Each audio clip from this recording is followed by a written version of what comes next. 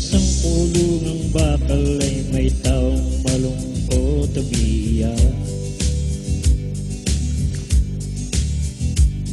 Ang tanong niya sa sarili ay kailan magigisna ng liwanag.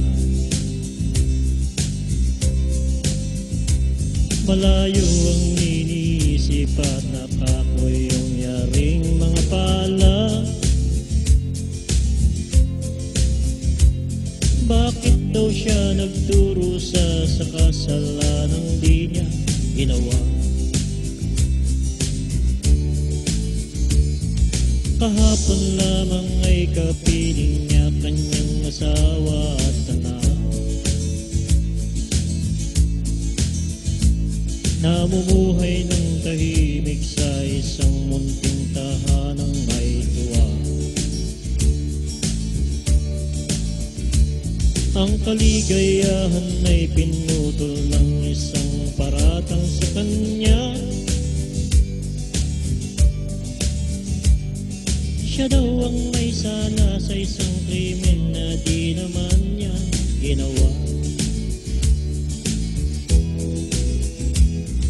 Wala na bang katarungan ng isang nilalang na katulad niya?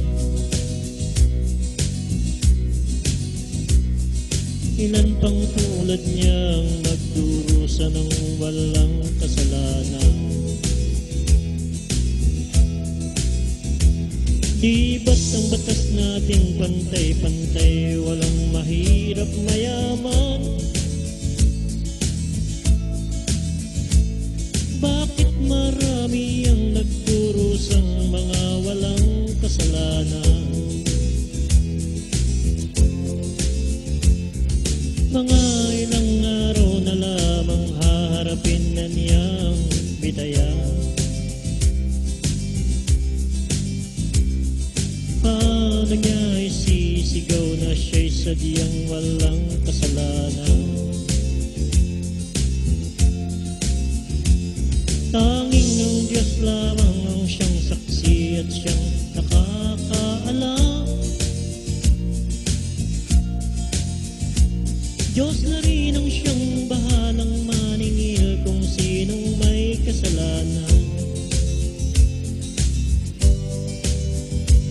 Dumating na ang araw, haharapin na niya kanyang kamatayan.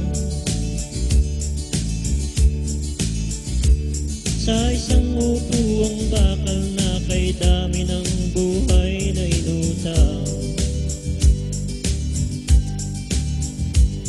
O ang batas ng tao kung minsan ay di mo